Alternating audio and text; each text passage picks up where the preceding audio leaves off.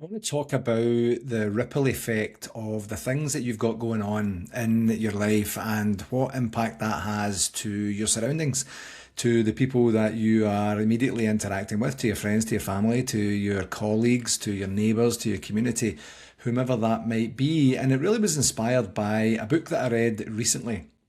And it's a book called When Breath Becomes Air by Paul Kalanithi. And what really attracted me to this book was I was actually on the lookout for, a book to read.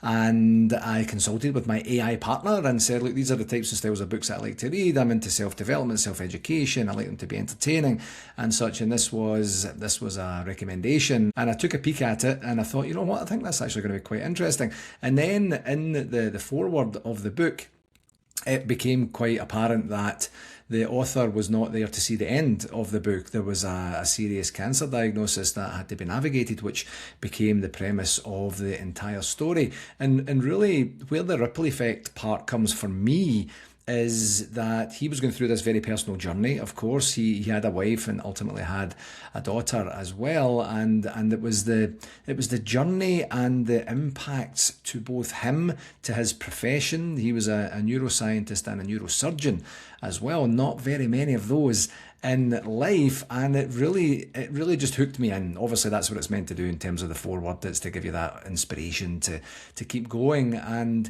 it really didn't become more about self-help for me. Eventually, ultimately, as I was going through the material, it was just a real account of why certain things hit differently at certain points in life. Whether it's a catastrophic life event that happens, whether it's something that changes your life materially for the better. There's just a lived experience that goes with that, and the theme for me ultimately became that ripple effect. If you are going through something, you're going to be going through that as an individual and as some form of collective, and there's going to be an impact and implications for those around you. And it was one of these kind of dichotomies that he dealt with in terms of going from being the doctor and looking at patients in a particular way to being the patient, and then starting to realize that the way that he was going about it before was very much, it was very much, what problem do I have to solve for this other human being? And I resonate with that, really, I do, in terms of my coaching, because sometimes I can get or go to problem solving mode very, very quickly, and that doesn't really help the client be in and of the moment, just be, to try to sit with what it is they're going through, to trying to understand what the accumulation of all the life events up to and including that point have given them to being who they are in that moment, and to giving them the experience that they're having there. So he has that realization to say, I'm actually dealing with a human life here. I'm dealing with a person, with another human being, and it's not always just about a problem to solve. Yes, that there's going to be some sort of reason that they are interacting with you, certainly some reasons that people come to me for coaching, and while that's going to be a byproduct or an end result that we're hoping to get towards collectively, there's something more deep than that. And I think that really resonated with me, and certainly that was the crux that as I was taking my notes through the conversation, that I really thought of, and it lends itself to a couple of key concepts here, actually three key concepts that I took from the book. The first one being truly, genuinely meeting people where they are, and asking yourself and being very, very honest with yourself about how often do you genuinely, truly meet people where they are. Not where you are, not where you want them to be, not what you're hoping for in terms of the interaction, the relationship, or what you want for them. It could be coming all from a very good heart-centered space, but truly, genuinely meeting them where they are. And how are you going to know where they are? Well, you're going to have to ask some questions and get to the root of the situation, the circumstance that you're dealing in. And a lot of times we don't do that. I certainly make an endeavour to do that every single day as I'm coaching, as I'm practicing or preparing for coaching, is giving myself that opportunity to ask those insightful questions that gives more insight, gives more reality, gives more practicality to the circumstance and situation, and it gives an awareness. It evokes awareness, is the terminology we use in the coaching profession, with the client to say, this is actually how I'm doing. Because you could have someone saying, I'm fine, everything's okay, I'm actually kind of cool for right now. And then the more you start to dig in, the more you start to realize, well, you know what, that's actually That's kind of what I would like to say. It's not the actual practical reality. So how are you? How are you doing? What have you been up to? What are you struggling with? How does that feel? What's the implications or impacts of what it is you're going through for right now? And it gives you that real sense of knowing and understanding what and who and how you could and should be in this particular interaction to get the best of it or get the best from it and give your best to it as well. And a lot of times we don't do that. A lot of times we go in essentially, quite frankly, with our own agenda to what we want to get from it, rather than saying this is an actual community. This is a shared experience that we're having, and I want to be able to give to this situation, to be able to get as much as I can from this situation, and I can only do that if there is a genuine connection with what's going on for the other person. And that really truly came around, in terms of the presenting problem instead of meeting the person in the problem, if that makes sense. And it's one of these things that I would encourage you to have a think about, and think about some of the interactions that maybe haven't gone the way that you were hoping they were going to go in the recent past, and start to think about why that was. Did you go in with an agenda? Did you go in just to solve that particular problem? Did you go in and not really pay heed or attention to what the other person was experiencing, what they were hoping to get from that, and what the journey was going to be through that particular part? Concept number 2 for me was really just who you are when the going gets tough. When you have, in the experience of the book, of course, a life-altering event, a catastrophic, a mortality issue, quite frankly, but when you have a life-altering circumstance that happens in your life, who are you when life kind of stacks up against you? Are you someone who approaches it head on, who has honest, open conversations with themselves and other people? Are you someone who shrinks away? Are you someone who likes to keep it private? Are you someone who would look for and really benefit from and enjoy the support systems that they have created, that they have available to them? And you can be different things in different circumstances, of course. It's not just a one size fits all. What the author does of the book is he, through a series of conversations and lived life experience that he has with his wife, with his colleagues in the medical profession, and ultimately with his own doctors, he then makes this profound decision to say, I want to keep on living rather than focus on and waiting for death. And it was quite an emotional book, quite frankly, and one that really stirs up the thought process to say, how am I doing that right now? I'm not too young, but I'm not too old. I'm healthy, I'm happy, I'm vibrant, I'm energetic. I really, really enjoy my life, and I'm very grateful and blessed for all of the circumstances that I have in my life. But that's an active decision for me. So how actively are you deciding to either live in an active state or a passive state? And the passive state, you'll just let things happen to you and you'll just accept them, and then you'll just roll with the punches as they start flying in, so to speak. Or are you going to say, you know what, this is what living means to me under these circumstances? Now, yes, they're not ideal. No, I didn't really prepare for them.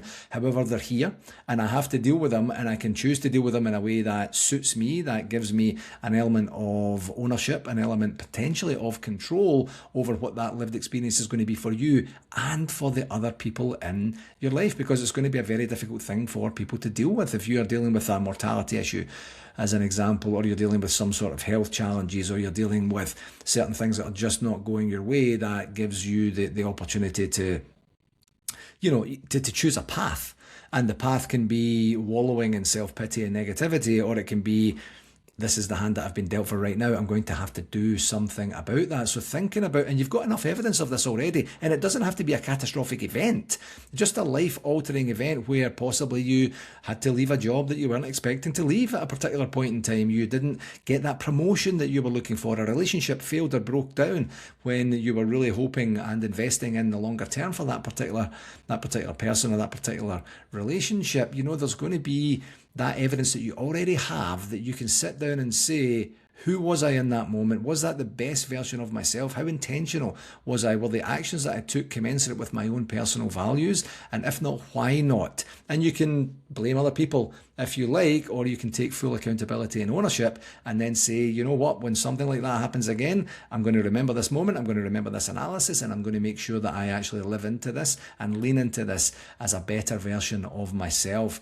And the third concept I have there, I mentioned it briefly, was in terms of your values, knowing and understanding your values. I have a previous podcast on my website and a previous blog on my website as well, dedicated to core values, knowing and understanding what your core values are, what your secondary values are, how to actually know and understand how to draw them out from yourself if you haven't done any values work before, and then really genuinely giving yourself that chance to say, right, when I have a circumstance where I don't have absolute ownership of this, I don't have absolute or ultimate control over what the outcome is going to be, how can I lean into and use the foundational values, the core values that I have in my life to live to the best of my ability under these circumstances and situations? Because if you do that, other people are going to recognize and notice what you're doing, and they're going to tailor their support. They're going to tailor their interactions with you, the energy that they're bringing to and for you, to give you that best opportunity to succeed. And success is going to mean different things depending on what the circumstances are going to be. And really, he was given a choice by his oncologist. His oncologist sat down and said, right, cards on the table. You know, you obviously know what this looks like. You've seen the test results. You can diagnose these on your own. I'm here to help you navigate through this. What do you want to do? And if you ask yourself that question, or you have someone in your close circle that's able to ask you that question by meeting you where you are, then you have that opportunity to say, right, okay, what do I want to do? I don't want to live with this circumstance or situation, but it's here. So I'm going to have to do something with that. What's the best next action of integrity for me as I move forward? And not a lot of people do that. You know, that there's certainly opportunities to feel sad, feel mad, feel cheated in some sort of way. And of course, those are natural feelings that you would have, and please don't suppress those or try and ignore them in any way. Feel the feelings and then make a choice about what you're going to do with the information that you have afterwards. And what he really struggled with, and if you start to think about this in terms of ownership, in terms of the ability to lead and manifest your own success as you're going forward, he really struggled with the ability of not being able to plan. I can't plan properly because I don't know what my health is going to look like at this particular point in time. I can't plan anything, you know, further than the next appointment or maybe the next week or the next month, because there are certain things that are out with my control for right now that I'm going to have to just wait and see. So then the planning horizon doesn't go away completely. It just becomes something different than what you were hoping for or what you were used to. And think about that in your situation. Are you planning things that are coming up a year, 18 months, 2 years down the line, or do you have a more rigid and intimate and near-term structure within that to say, you know what, I really don't know who I'm going to be, what I'm going to be, what I'm going to be interested in, what I'm going to be doing, what I'm going to be able to do at a point in time down the road, say for example 1, 2, 3, 4, 5 years. But what I do know for right now is this is what's the most important thing to me. I want to give myself a good experience. I want to give other people a good experience. I want to make sure that I am living my best life with the time that I have available, with the circumstances that I'm dealing in, and then move into that. Create an action plan. Check how you're doing. Check if you're actually doing what you said you're going to do. If not, why not? Course correct if and when required. And it's really having that honest conversation with yourself. It's so important to say, I am where I am. The circumstances are the circumstances. What do I want to do about that? Who do I want to be during that? What experience do I want to give myself and my circle of influence as I navigate through this thing? And ultimately, at the end of the day, for me, this was not really a book about dying. It was a book about living. It was a book about doing what you can with the information that you have and doing the very best that you can with said information. And it was really an emotional and literal enlightenment for me to really question the choices that I've been making in my life up to this point, and the choices that I want to make for myself and my loved ones and those that I care about as I move forward. And it's really just landing on what are my core values, and am I living to those values? And if not, what can I do to relive or get back into living to those values? And if I am living to those values, really continuing to make sure that I'm intentional about the continued journey of doing that.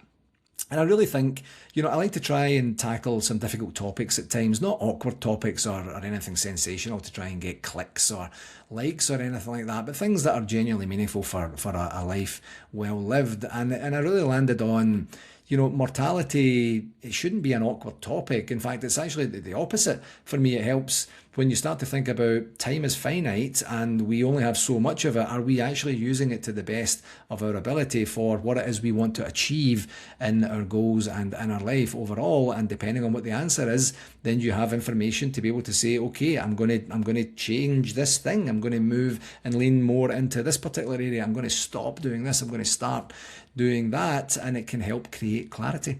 It can help create focus for you and those that are around you, because you get to start to focus on what's important to you and what's important to other people, and then give yourself the best opportunity to succeed once you have that clarity and leaning in to the meaningful, genuine action steps that are going to get you closer to who and where you want to be.